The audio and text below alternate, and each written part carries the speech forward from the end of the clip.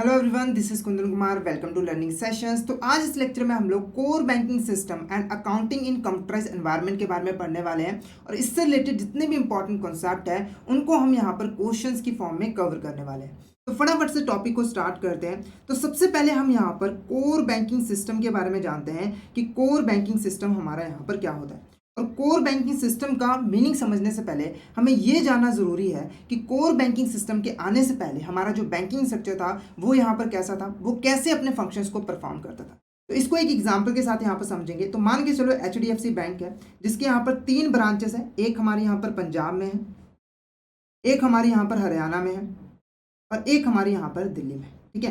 तो core banking system के आने से पहले हर ब्रांच को अपने कस्टमर और उससे रिलेटेड जितने भी ट्रांजेक्शन्स हैं उसका जो रिकॉर्ड है अपने पास जो है मेंटेन करके रखना होता है।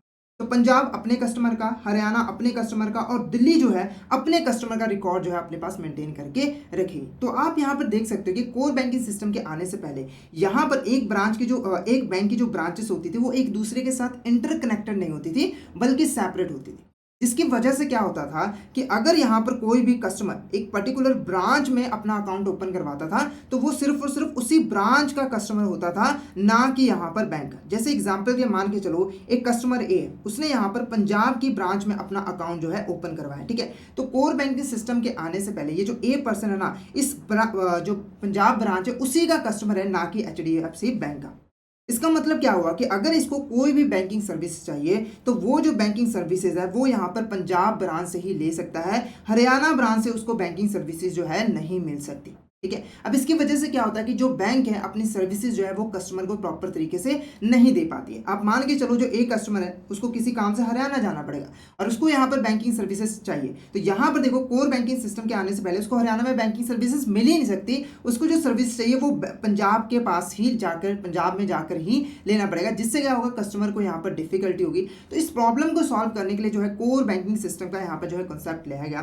कोर बैंकिंग सिस्टम बेसिकली क्या होता है, एक ऐसा सिस्टम होता है जिसको यहाँ पर हमारे डिफरेंट कंपोनेंट्स जैसे कि हार्डवेयर, सॉफ्टवेयर, टेक्नोलॉजी का यूज करके बनाया जाता है। और इस सिस्टम की हेल्प से हम एक ब्रांच के एक बैंक के डिफरेंट ब्रांचेस को आपस में इंटरकनेक्ट करते हैं, जिसकी वजह से क्या होता है कि यहाँ पर जब भी कोई कस्टमर किसी बैंक की ब्रांच में अपना अकाउंट ओपन करवाता है तो वो जो है उस ब्रांच के बजाय पूरा का पूरा यहाँ पर बैंक का कस्टमर बन जाता है। जैसे कि मान के चलो हमने यहाँ पर जो है तीनों ब्रांचों को एक दूसरे के साथ इंटरकनेक्ट कर दिया। फिर इसकी वजह से क्या होगा, ठीक है, कोर बैंकिंग सिस्टम की हेल्प से, तो इसकी वजह से क्या होगा कि अगर यहाँ पर कोई भी कस्टमर जो है यहाँ पर पंजाब ब्रांच में अपना अकाउंट ओपन करवा रहा है तो वो यहाँ पर पूरे HDFC बैंक का ही कस्टमर बन जाता है। जिसकी वजह से क्या होता है कि वो बैंक की किसी भी ब्रांच से जब चाहे जो है बैंकिंग सर्विसेज ले सकता है। यानी कि मान के चलो एक कस्टमर ने पंजाब ब्रांच में अपना अकाउंट ओपन करवाया था, वो यहाँ पर दिल्ली में और उसको यहाँ पर बैंकिंग सर्विसेज चाहिए तो वो आसानी से दिल्ली ब्रांच से जो है बैंकिंग सर्विसेज ले सकता है, क्योंकि वो अब यहाँ पर पूरे के पूरे बैंक का कस्टमर बन गया। अब ये पॉसिबल कैसे हो पाता है, ठीक है, ये पॉसिबल कैसे हो पाया कि कस्टमर पूरे बैंक का ब्रांच बन गया जबकि उसने अकाउंट तो एक पर्टिकुलर ब्रांच में ओपन करवाया था। तो यहाँ पर देखो कोर बैंकिंग सिस्टम की हेल्प से हम यहाँ पर जो है एक सेंट्रल डाटाबेस जो है मेंटेन करते हैं। ठीक है, सेंट्रल डाटाबेस मेंटेन करते हैं और बैंक में जितनी भी हमारी ब्रांचेस हैं उसके कस्टमर से रिलेटेड, ट्रांजेक्शन से रिलेटेड जितना भी इंपॉर्टेंट डाटा जो है वो हम यहाँ पर सेंट्रलाइज डाटाबेस में जो है रिकॉर्ड करके रखते हैं। इससे क्या होता है कि जब भी कोई भी ट्रांजेक्शन, कोई कस्टमर किसी ब्रांच में ट्रांजेक्शन करने जाता है तो ब्रांच को जो भी इंफॉर्मेशन की रिक्वायरमेंट होती है वो जो है उसको यहाँ पर सेंट्रल डाटाबेस से मिल जाती है। जैसे मान लो जो पंजाब के पास यहाँ पर जो है कस्टमर ए ने अपना अकाउंट जो है ओपन कराया तो पंजाब ब्रांच के पास तो इसकी इन्फॉर्मेशन अवेलेबल है पर दिल्ली ब्रांच के पास नहीं है। पर जब यहाँ पर कस्टमर दिल्ली ब्रांच के पास गया तो दिल्ली ब्रांच को कुछ इन्फॉर्मेशन तो चाहिए ना, बिना इन्फॉर्मेशन के कैसे वो ट्रांजेक्शन को कंप्लीट कर देगा। तो वो इन्फॉर्मेशन उसे कहाँ पे मिल जाएगी, सेंट्रल डाटाबेस से जो है यहाँ पर मिल जाएगी। अब ये सेंट्रल डाटाबेस कैसे मेंटेन किया जाता है, तो मैंने आपको बताया था कि यहाँ पर कोर बैंकिंग सिस्टम की हेल्प से हम सभी बैंकों को आपस में इंटरकनेक्ट करते हैं डिफरेंट नेटवर्किंग सिस्टम का यूज करके, जिससे क्या होता है कि जब भी कोई ट्रांजेक्शन होता है तो रियल टाइम बेसिस पे उसकी जितनी भी इंफॉर्मेशन होती है वो जो है यहाँ पर सेंट्रल डाटाबेस में जो है अपने आप जो है स्टोर हो जाती है और जब भी कभी कोई इंफॉर्मेशन की रिक्वायरमेंट होती है तो यहां से इंफॉर्मेशन को उठा लिया जाता है। जिससे क्या बेनिफिट हमारे कस्टमर को होता है कि उसको यहां पर बहुत अच्छी जो है बैंकिंग सर्विसेज मिल जाती है, उसको किसी भी जगह से कोई भी बैंकिंग सर्विसेज की रिक्वायरमेंट हो तो उसको यहाँ पर बैंकों से वो सर्विसेज जो है मिल जाती है। तो यहाँ पर आपको क्लियर हो गया होगा कि कोर बैंकिंग सिस्टम क्या है। अगर यहाँ पर मैं कंक्लूड करूँ तो कोर बैंकिंग सिस्टम एक ऐसा सिस्टम होता है जिसके अंडर हम लोग यहाँ पर एक पर्टिकुलर बैंक की जितनी भी सारी ब्रांचेज हैं उनको यहाँ पर आपस में कनेक्ट करते हैं, ताकि जितनी भी हमारे यहाँ पर बैंकिंग सर्विसेज हैं वो यहाँ पर कस्टमर को दी जा सके और कस्टमर किसी भी लोकेशन से किसी भी जगह से यहाँ पर बैंकिंग सर्विसेज जो है ले सकता है। क्लियर है आपको? क्लियर है। नेक्स्ट देखो हमारा, अब फटाफट से इससे रिलेटेड जो है क्वेश्चंस हम यहाँ पर देख लेते हैं। तो फर्स्ट क्वेश्चन हमारे यहाँ पर देखो क्या है, which of these statement defines core banking system. यहाँ पर हमारा कौन सा ऐसी स्टेटमेंट है जो कि यहाँ पर कोर बैंकिंग सिस्टम को डिफाइन करता है। पहला देखो क्या है, core banking system centralised customer information and data including account details, transaction and balances. ठीक है, तो कस्टमर से रिलेटेड जितना भी इंपॉर्टेंट इन्फॉर्मेशन है, चाहे वो अकाउंट डिटेल्स हो, ट्रांजेक्शन डिटेल्स हो या बैलेंसेस हो, उसको हम जो है सेंट्रलाइज कर पाते हैं, यानी कि एक जगह पे स्टोर कर पाते हैं। तो ये स्टेटमेंट बिल्कुल यहाँ पर डिफाइन कर रही है कोर बैंकिंग सिस्टम को। नेक्स्ट क्या है, the system enables seamless connectivity and real time processing across multiple branches of a bank. यानी कि कोर बैंकिंग सिस्टम की हेल्प से हम यहाँ पर जो है बैंकों को आपस में, बैंकों की जो ब्रांचेस होती हैं उनको आपस में कनेक्ट कर पाते हैं और उनके बीच में जो भी ट्रांजेक्शन होती है उनको रियल टाइम बेसिस पे कंडक्ट कर पाते हैं। तो ये भी स्टेटमेंट हमारी डिफाइन करती है। नेक्स्ट क्या है, customer can access manage their accounts. ठीक है, जो कस्टमर है वो यहाँ पर अपने अकाउंट में एक्सेस पा सकते हैं, उसको मैनेज कर सकते हैं कहीं से भी, कोई भी यहाँ पर लोकेशन हो, यानी कि लोकेशन मैटर ही नहीं करती। जब से कोर बैंकिंग सिस्टम आया ना, तो बैंक जो है जो कस्टमर है अपने घर पे बैठे कहीं दुनिया में किसी भी कोने में जाकर जो है बैंकिंग सर्विसेज आसानी से ले सकता है। हालांकि वहां पर जो इंटरनेट वगैरह वो होना जरूरी है। ठीक है, तो यहाँ पर all of the above is the correct answer. ये सभी की सभी स्टेटमेंट जो है कोर बैंकिंग सिस्टम को डिफाइन करती है। नेक्स्ट क्या है, what are the key features of a core banking system. इसमें से कौन सा हमारा यहाँ पर फीचर होता है कोर बैंकिंग सिस्टम का। तो पहला देखो क्या है, सेंट्रलाइज कस्टमर डाटाबेस। ठीक है, यहाँ पर हमारा जो कोर बैंकिंग सिस्टम है उसमें एक सेंट्रलाइज कस्टमर डाटाबेस होता है, जहाँ पर हम कस्टमर से रिलेटेड सारी इंफॉर्मेशन जो है वो स्टोर करके यहाँ पर रखते हैं। ठीक है, सेंट्रलाइज का मतलब होता है कि सारा चीज एक ही जगह पे हमने जो है सेंटर में रख दिया। ठीक है, एक ही डाटाबेस हमने मेंटेन किया, तो ये हमारा फीचर होता है बिल्कुल। नेक्स्ट क्या है, रियल टाइम ट्रांजेक्शन प्रोसेसिंग, यानी कि जो भी ट्रांजेक्शन है उनको रियल टाइम बेसिस पे, जैसे हमने ट्रांजेक्शन की उसी टाइम वो पूरी हो जाती है। तो ये भी हमारे यहाँ पर फीचर होता है। जैसे देखो हम लोग कोई बैंक में पैसा डिपॉजिट करवाते हैं, ठीक है, तो यहाँ पर रियल टाइम बेसिस जैसे हमने डिपॉजिट किया तभी हमें मैसेज आता है कि हमारे अकाउंट में जो है पैसे डिपॉजिट हो सके। ये पॉसिबल कैसे हो पाया, कोर बैंकिंग सिस्टम की हेल्प से। नेक्स्ट क्या है, इंटीग्रेटेड अकाउंटिंग एंड रिपोर्टिंग। अब क्योंकि हमारे यहाँ पर जो बैंक की ब्रांचेस हैं वो एक दूसरे के साथ इंटरकनेक्टेड है, तो वहाँ पर जो अकाउंटिंग की जाती है, जो रिपोर्टिंग की जाती है, वो भी एक दूसरे के साथ इंटीग्रेटेड ही होती है। मतलब सभी के डाटा को मिलाकर यहाँ पर जो है अकाउंटिंग की जाती है और रिपोर्टिंग जो है की जाती है। नेक्स्ट क्या है, कस्टमर बिकम्स बैंक कस्टमर। जो कस्टमर है वो यहाँ पर बैंक का कस्टमर बन जाता है। तो ये सभी के सभी हमारे फीचर्स होते हैं कोर बैंकिंग सिस्टम के। तो यहाँ पर ऑप्शन डी हमारा यहाँ पर क्या होगा, करेक्ट आंसर हो। ऑप्शन डी हमारा करेक्ट आंसर हो।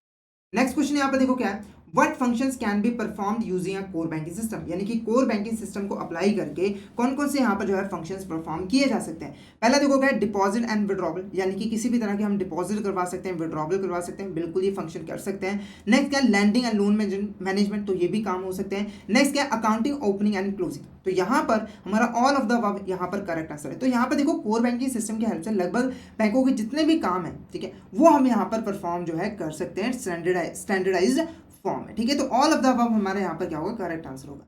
नेक्स्ट क्वेश्चन देखो क्या है, what impact does a core banking system have a operation efficiency. यानी कि एक बैंक की ऑपरेशनल एफिशिएंसी पे कोर बैंकिंग सिस्टम का क्या इंपैक्ट जो है यहाँ पर पड़ा है। पहला देखो क्या है, reducing manual processing and paper work. Core banking system के आने की वजह से जो यहाँ पर मैनुअल वर्क था, प्रोसेसेस था, पेपर वर्क था, वो सारा यहाँ पर खत्म हो गया है। तो बिल्कुल ये हमारा जो है लगभग खत्म कर दिया गया है, क्योंकि आजकल हर काम जो है इलेक्ट्रॉनिक फॉर्म में हो रहा है। जो भी डाटा भेजना है, जो भी डाटा मेंटेन करना है, सब कुछ जो है इलेक्ट्रॉनिक फॉर्म में यहाँ पर किया जाता है। हमें खुद से वो करने की जरूरत नहीं है, उसके लिए कंप्यूटर हम यूज करते हैं। नेक्स्ट है enabling automation of routine banking task. यानी कि बैंक के वो काम जो रूटीन नेचर के होते हैं, मतलब रिपीटेटिव नेचर के होते हैं, उनको हम ऑटोमेशन मशीन्स की हेल्प से करने लगे। जैसे कि एग्जांपल के देखो, आप पासबुक में जब हमें कोई एंट्री करवानी होती है तो यहाँ पर बैंकों में एक पूरी मशीन लगी हुई है जिसमें आप पासबुक डालो, वो एंट्री करके आपको खुद यहाँ पर दे देगा। तो ऐसे काम ऑटोमेशन कर दिया, जिससे क्या होगी, हमारी जो ऑर्गेनाइजेशन है उसकी जो ऑफिशिएंसी है वो इंक्रीज हो गई है और हमारा जो वर्कलोड है वो भी कम हुआ है। नेक्स्ट क्या है, improving the process standardisation and work flow management. तो हमारा जो प्रोसेस स्टैंडर्ड, यानी कि हमारा जो काम करने का तरीका था, जो प्रोसेस हम यूज कर रहे थे, वो काफी स्टैंडर्डाइज हो गए, अच्छे हो गए हैं, जिससे हमारा यहाँ पर जो कंट्रोल है हमारे ऑपरेशंस पे वो यहाँ पर अच्छा जो है बन गया है। तो यहाँ पर all of the above is a correct answer. ये सारे के सारे अच्छे इंपैक्ट हमारे ऑपरेशनल एफिशिएंसी पे जो है पड़े। तो ओवरऑल मैं आपको बताऊं कि बैंक का काम जो है काफ़ी आसान हो गया है, जल्दी काम निपट जाते हैं और आसानी से निपट जाते हैं और एरर के चांसेस भी काफ़ी कम होते हैं। नेक्स्ट क्या, विच of the following is a benefit of core banking system, इसमें से कौन सा हमारा यहाँ पर बेनिफिट होता है कोर बैंकिंग सिस्टम का। तो पहला देखो क्या है, improved customer experience and service, यानी कि हमारा जो कस्टमर है, ठीक है, उसको जो हम सर्विसेज प्रोवाइड करते हैं उसमें इंप्रूवमेंट होती है, यानी कि हम अच्छी सर्विसेज यहाँ पर प्रोवाइड करते हैं जिससे हमारा जो कस्टमर का एक्सपीरियंस होता है यानी कि सेटिस्फेक्शन होता है वो भी काफ़ी इंक्रीज होता है। तो ये स्टेटमेंट हमारे यहाँ पर बिल्कुल करेक्ट है, ये हमारा बेनिफिट होता है। क्योंकि देखो जब कस्टमर को कहीं से भी कोई भी लोकेशन से बैंकिंग सर्विस मिल जाती है तो वो बहुत खुश होता है। ठीक है, नॉर्मल सी बात है ना कि बैंक में जाना, लाइन में खड़े होके कोई काम करवाना और घर पे बैठे वो काम अगर हम कर पा रहे हैं तो उससे हम ज़्यादा यहाँ पर खुश जो है हो पाते हैं। तो ये हमारा बेनिफिट होता है। नेक्स्ट क्या है, enhanced operational efficiency and cost reduction, बैंकों की जो ऑपरेशनल एफिशिएंसी है वो यहाँ पर इंक्रीज हुई है। ठीक है, बैंक अच्छे से और अच्छे से यहाँ पर काम करने लगे हैं, जिससे क्या हो रहा है कि हमारी जो कॉस्ट है वो यहाँ पर जो है कम हो रही है। नेक्स्ट क्या है, real time access to customer information, जो हमारा कस्टमर का जितना भी इंफॉर्मेशन है उसका रियल टाइम एक्सेस जो है हमें यहाँ पर मिल जाता है। तो ये भी हमारा यहाँ पर बेनिफिट होता है। तो all of the above is the correct answer. ये सारे के सारे हमारे यहाँ पर बेनिफिट होते हैं कोर बैंकिंग सिस्टम के। नेक्स्ट वो क्या है, which of the following feature of a computerised accounting, ठीक है, इसमें से कौन सा हमारा यहाँ पर फीचर होता है कंप्यूटराइज अकाउंटिंग का। तो सबसे पहले कंप्यूटराइज अकाउंटिंग का यहाँ पर मीनिंग समझ लेते हैं कि ये बेसिकली होता है, ठीक है। और कंप्यूटराइज अकाउंटिंग का मीनिंग समझने से पहले हमें अकाउंटिंग का मीनिंग पता होना चाहिए, अकाउंटिंग बेसिकली यहाँ पर क्या होती है, ठीक है। तो यहाँ पर देखो अकाउंटिंग एक ऐसी प्रोसेस होती है जिसके अंदर हम लोग क्या करते हैं, बिजनेस में जितनी भी हमें डे टू डे बेसिस पे ट्रांजेक्शन होते हैं उनको हम यहाँ पर जो है रिकॉर्ड करते हैं, ठीक है, उसको हम यहाँ पर क्लासीफाई करते हैं, उसके हम यहाँ पर जो है समरी बनाते हैं और उसका हम यहाँ पर एनालिसिस करते हैं और जो भी रिजल्ट्स होते हैं उनको हम यहाँ पर कम्युनिकेट जो है करते हैं। यानी कि अकाउंटिंग में हम बेसिकली क्या करें, अपने बिजनेस से रिलेटेड जितना भी इंपॉर्टेंट इन्फॉर्मेशन है उसको रिकॉर्ड कर रहे हैं ताकि उसके बेस पर हम उस अकाउंटिंग इन्फॉर्मेशन का एनालिसिस कर सके और अपने बिजनेस के बारे में इंपॉर्टेंट इन्फॉर्मेशन जो है गेन कर सके। क्लियर है। अब देखो यही अकाउंटिंग का जो काम है जब हम यहाँ पर कंप्यूटर के हेल्प से करते हैं तो वो हमारा कहलाता है कंप्यूटराइज अकाउंटिंग। जैसे एग्जांपल ये आप यहाँ पर एक कंप्यूटर पे टैली सॉफ्टवेयर पर जो है अपने day to day basis transaction को रिकॉर्ड कर रहे हो, तो ये जो हम अकाउंटिंग कर रहे हैं इसे हम कहते हैं कंप्यूटराइज अकाउंटिंग। क्लियर आपको। अब इसमें कौन सा हमारा यहाँ पर फीचर होता है कंप्यूटराइज अकाउंटिंग का, तो सबसे पहला फीचर क्या है, स्पीड। ठीक है, तो यहाँ पर बिल्कुल हमारा स्पीड फीचर होता है क्योंकि जब हम कंप्यूटर की हेल्प से काम करते हैं ना तो कंप्यूटर बहुत जल्दी किसी भी काम को कंप्लीट कर देता है। ठीक है, जब हम कोई एंट्री पास करते हैं, जब हम मैनुअली करते हैं तो पहले बुक्स अकाउंट है उस पर हमें खुद से रिकॉर्ड करना है, ठीक है, सारी डिटेल्स फिल करनी है। पर जब हम कंप्यूटर की हेल्प से करते हैं ना तो सारा काम ऑटोमेटिक हो जाता है। आपको सिर्फ और सिर्फ क्या करना है, यहाँ पर एक जो एंट्री है वो यहाँ पर सिर्फ और सिर्फ एक डाटा एंटर करना है। जैसे मान लो आपने बैंक से कैश विड्रॉ करवाया, उसकी एंट्री आपने डाली ना, तो उसकी जो भी एंट्रीज जहाँ जहाँ होनी है वो अपने आप ही जो है हो जाती है। बस आपको कीबोर्ड पे टाइप करना है और यहाँ पर हमारा जो बैंक अकाउंट है उसको यहाँ पर क्रेडिट करना है और बाकी जहाँ पर भी इसकी एंट्री होनी है वो सब अपने आप ऑटोमेटिकली हो जाएगी। तो स्पीडली हो जाता है। नेक्स्ट क्या है, एक्यूरेसी रहती है। अब देखो कंप्यूटर जो है बहुत कम गलती करता है। अगर हम ह्यूमंस के मुकाबले बात करें तो जब हम मैनुअली किसी काम को करते हैं तो हमारी गलतियों के जो चांसेस होते हैं वो बहुत ज़्यादा होते हैं।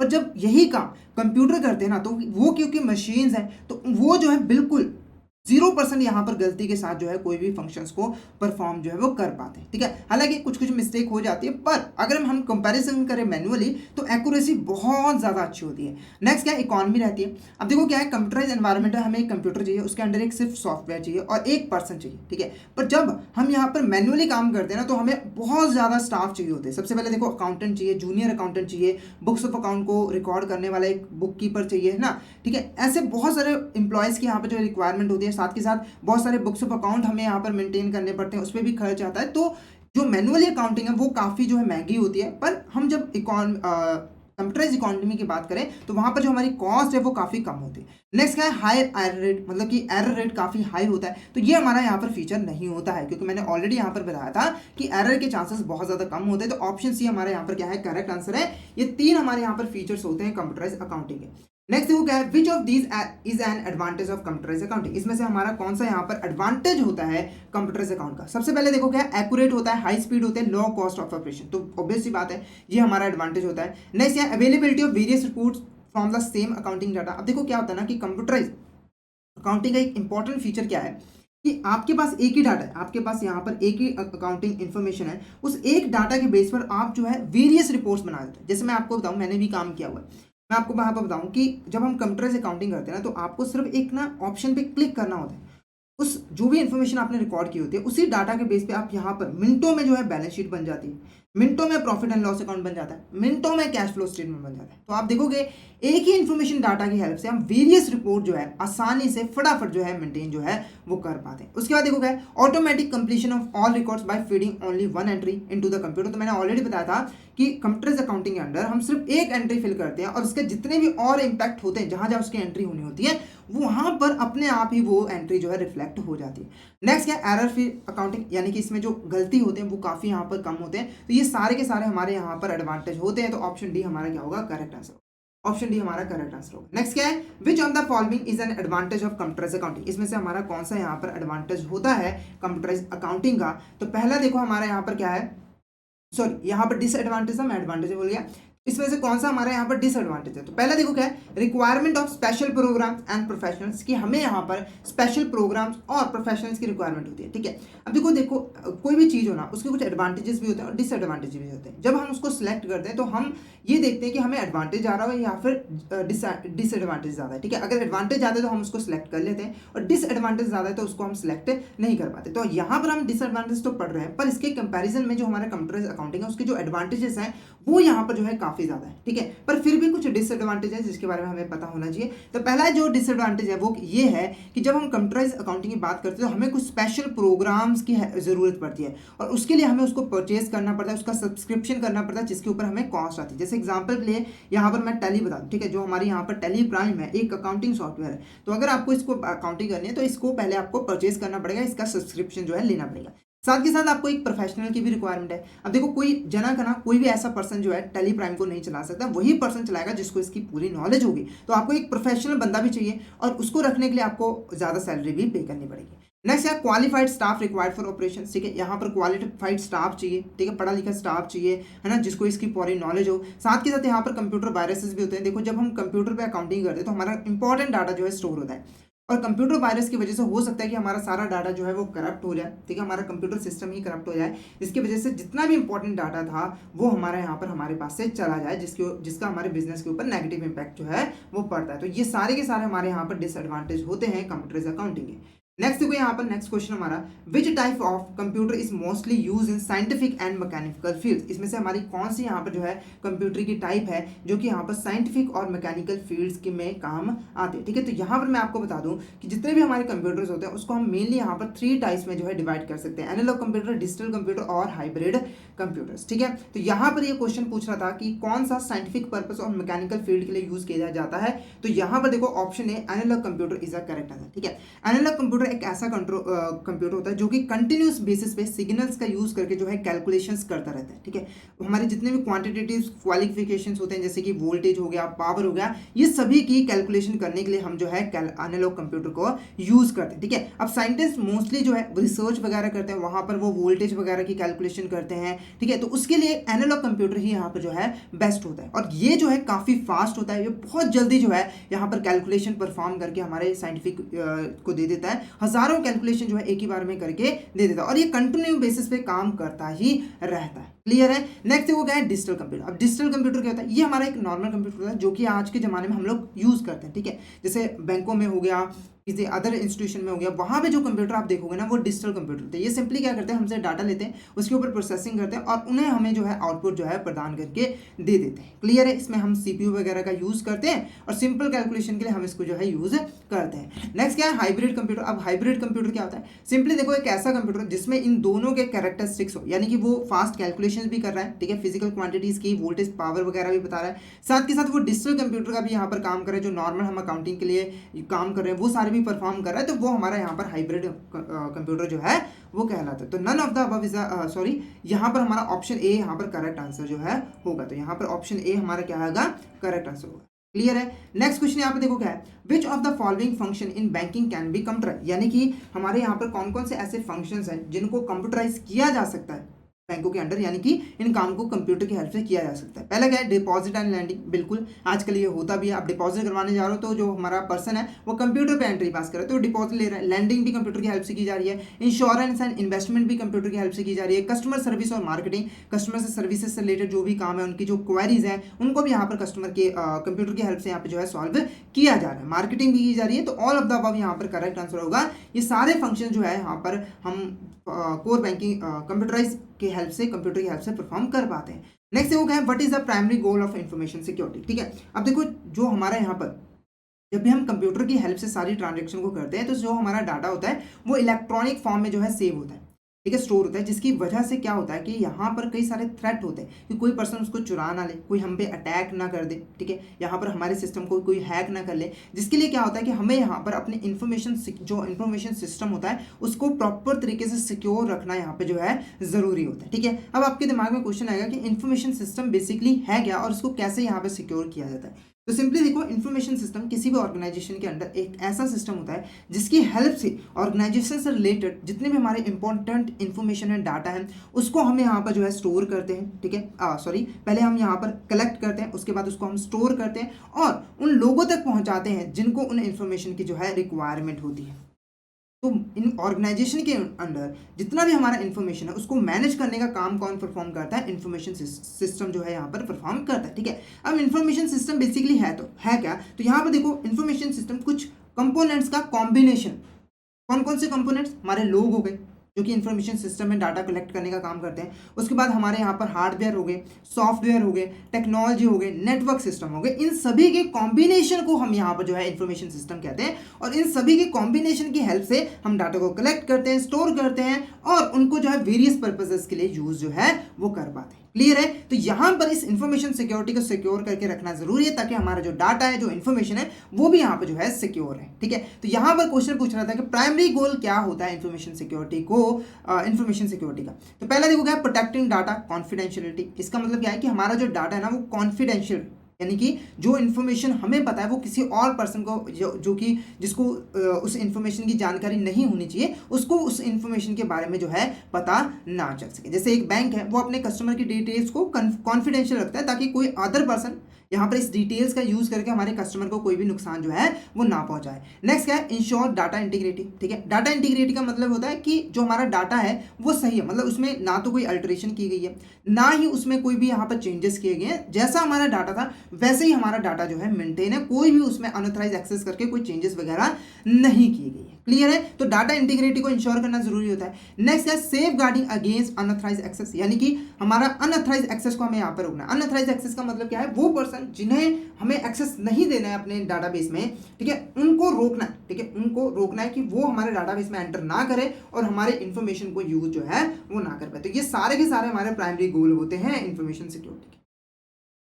नेक्स्ट क्वेश्चन यहाँ पर देखो क्या है, what is the purpose of access control in information security. ठीक है, तो यहाँ पर देखो जो हमारा एक्सेस कंट्रोल है एक टेक्निक होता है जिसकी हेल्प से हम यहाँ पर अपने इंफॉर्मेशन सिस्टम को सिक्योर कर पाते हैं। एक्सेस कंट्रोल के अंदर हम लोग क्या करते हैं, यहाँ पर वो मेंबर्स, ठीक है, वो मेंबर्स जिनको हमें अपने इंफॉर्मेशन सिस्टम में एक्सेस देना है उनको यहाँ पर जो है हम पासवर्ड्स वगैरह प्रोवाइड करते हैं ताकि सिर्फ और सिर्फ वही जो है उस डाटाबेस में, उस इंफॉर्मेशन सिस्टम में जो है अंदर एंटर कर पाए और कोई पर्सन यहाँ पर जो है ना कर पाए। क्लियर है, जैसे एग्जाम्पल के यहाँ पर देखो बैंकों में जो हमारे जो एम्प्लॉयज होते हैं उनके कंप्यूटर पे एक्सेस सिर्फ उन्हीं का होता है, तो पासवर्ड और जो भी ईमेल आईडी वगैरह वो उन्हीं पर्सन को पता होती है जिनका वो कंप्यूटर होता है ना। तो एक्सेस कंट्रोल की हेल्प से हम क्या कर रहे हैं, जो अनऑथराइज लोग हैं, जो अनऑथराइज एक्सेस करना चाहते हैं, ठीक है, जिनको हम एक्सेस नहीं देना चाहते उसको हम यहाँ पर रोक रहे हैं क्योंकि उनके पास पासवर्ड वगैरह है नहीं। तो यहाँ पर हमारा क्या पर्पस होता है एक्सेस कंट्रोल का, पहला क्या है, इंश्योरिंग डाटा अवेलेबिलिटी, यानी कि हमारा जो डाटा है वो यहाँ पर अवेलेबल है, या फिर प्रिवेंटिंग अनऑथराइज एक्सेस, यानी कि वो लोग जिनको हम एक्सेस नहीं देना चाहते उनको रोकना है। उसके बाद detecting and responding the security incident, यानी कि कोई अगर यहाँ पर सिक्योरिटी इंसिडेंट होता है तो उसको डिटेक्ट करना है, उसको रिस्पॉन्ड करना है। तो यहाँ पर देखो option B is a correct answer, preventing unauthorised access. Primary purpose तो हमारा यही होता है कि अनऑथराइज एक्सेस को यहाँ पर जो है रोकना है। नेक्स्ट क्या है यहाँ पर, what is the concept of least privilege in insurance information security. ठीक है, हमारा यहाँ पर जो लीस्ट प्रिविलेज है इंफॉर्मेशन सिक्योरिटी के अंदर, उसका मीनिंग क्या होता है। पहले देखो क्या है, giving user access to all resources by default, यानी कि जितने भी हमारे यूजर्स हैं उनको बाय डिफॉल्ट जो है सारे के सारे जो रिसोर्सेज हैं वो यहाँ पर अवेलेबल करवा देने हैं, या फिर restricting the users access only what is necessary, यानी कि हमें जो है एक्सेस को रिस्ट्रिक्ट करना है और हमारे यूजर्स को सिर्फ और सिर्फ वही इंफॉर्मेशन प्रोवाइड करनी है जिसकी उनको यहाँ पर जो है जरूरत है। या फिर granting administrator privilege to all user, यानी कि जो हमारे टॉप अथॉरिटी के जो प्रिविलेजेस हैं वो सभी यूजर्स को प्रोवाइड करने हैं। या फिर allowing unrestricted access to sensitive data, यानी कि हमें जो है अनरिस्ट्रिक्टेड हमारे जो हमारे सोर्सेज हैं जिनको हम डाटा में एंटर नहीं करवाना चाहते उनको यहाँ पर जो है एक्सेस प्रोवाइड करना। तो यहाँ पर देखो हमारा ऑप्शन बी यहाँ पर क्या होगा, करेक्ट आंसर होगा। Restricting users access to only what is necessary, यानी कि हमें यूजर्स को सिर्फ वही इंफॉर्मेशन प्रोवाइड करनी है जिसकी उसको रिक्वायरमेंट होती है। क्लियर है आपको।